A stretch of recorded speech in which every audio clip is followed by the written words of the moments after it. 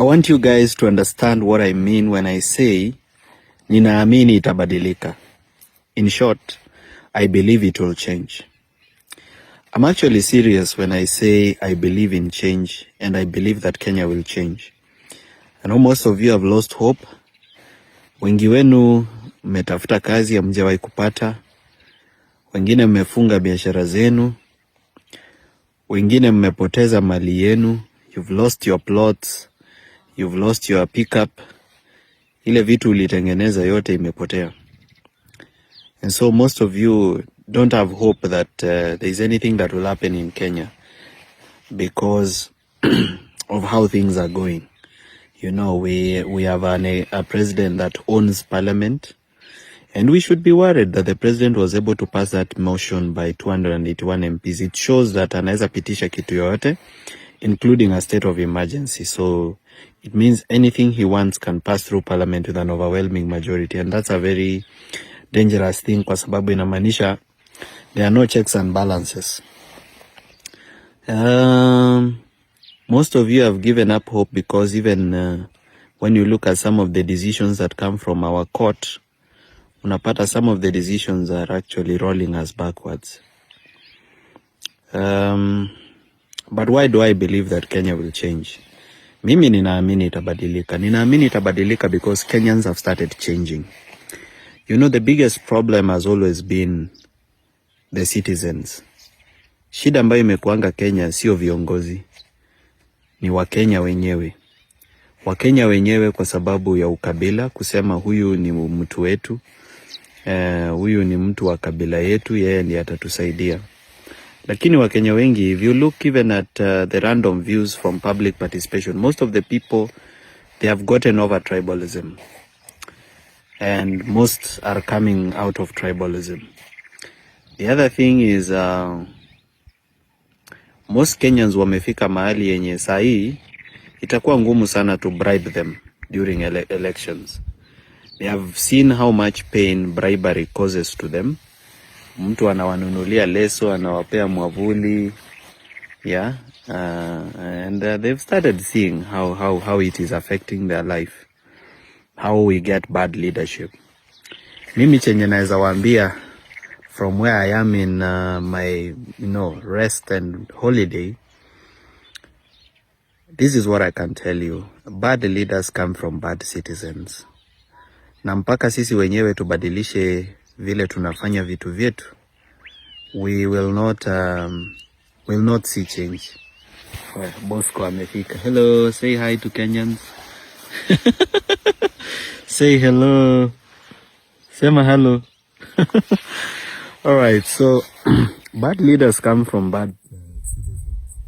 They come from bad citizens because kama wewe ni mtu unauza maziwa na unaweka maji kwa maziwa ili maziwa ikuwe mingi, inamaanisha kwamba ukipewa UMCA you will become a bigger thief. Kama wewe ni conductor wa matatu na mtu anakupatia 1,000, unamwambia umenipea 100 because hutaki kurudisha change. Ama kama wewe unauzanga TV fake Luthuli na unasema hii ni original na unajua ni fake, it means ukifanya biashara yako ya kuuza electronics na upate pesa na uende usimame kiti ya ubunge, it means we are expecting a very corrupt member of parliament. If you are an employee, umeandikwa na kampuni na unaibia kampuni, you are already stealing from your employer.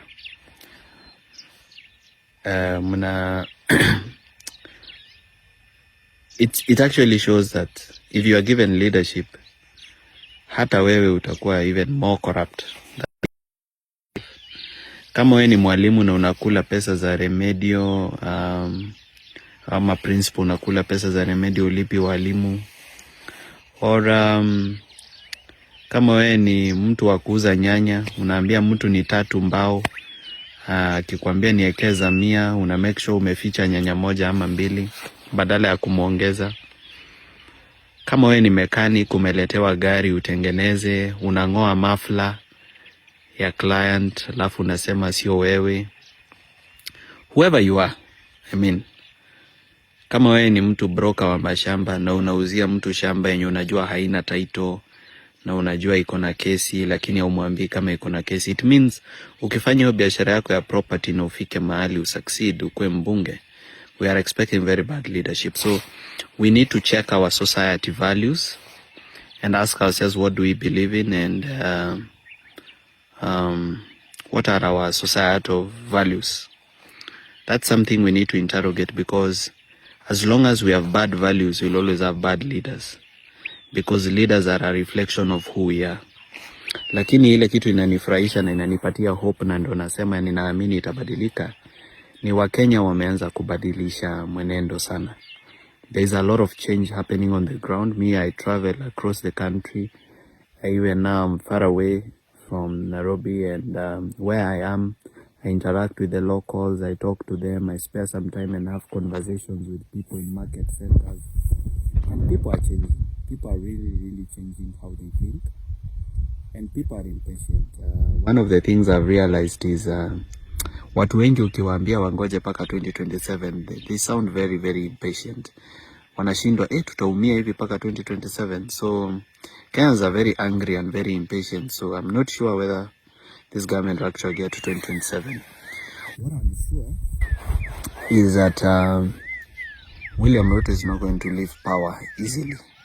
He already knows he has made many mistakes, therefore he may not want an election.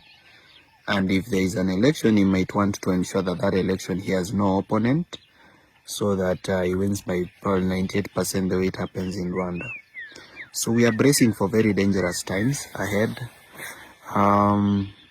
The other thing is that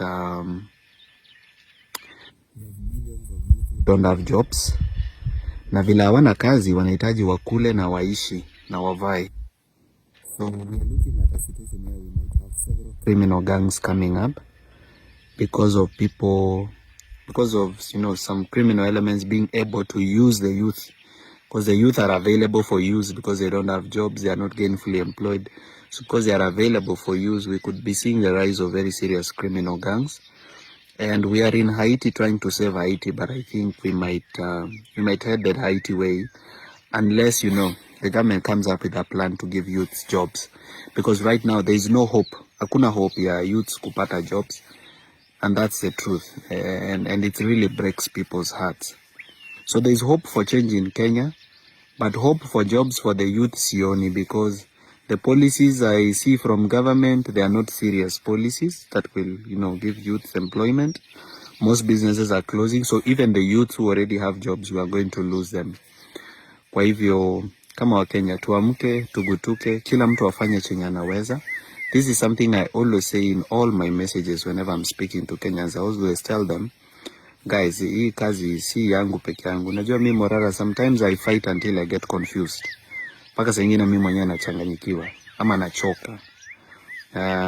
But kupumzika ni mbinguni. I promise you to remain very firm and person of integrity.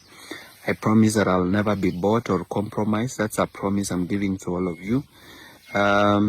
Because actually even the history and the background of where I come from, sisi si watu wa kununuliwa. We are very firm with our principles. But what I can ask the rest of you Kenyans is, do what you can do. For the diaspora, the most you can do is make sure as your people at home wanawaitisha pesa for this and that, you attach conditions. The same way US ikitupea pesa huwa ina attach conditions to it. Attach conditions. Tell them we need change in Kenya. Talk to your families back at home. Talk in WhatsApp groups. For those who are providing funding for activities in Kenya, not just for me. There are many, many people doing beautiful, strong things, like Akio Mtata is doing many court cases. He needs support, of course, printing papers and, even hiring lawyers for research. Support these activities. Send your $10, $20, $30, or if you have, God has blessed you with more, you can give. If you are here in Kenya, make sure you participate. Use either the skill that you have or the knowledge that you have. You are an IT guy, or you are a musician or an actor. Make sure you use that talent or skill that God has given you or that you learned in school to effect change. Kwa hivyo usijione kama mdogo na usijibilittle. With your little, circle or with your little influence, there's a lot that you can do. Otherwise, I wish you well. Muwe na weekend njema, na wapenda na wajali.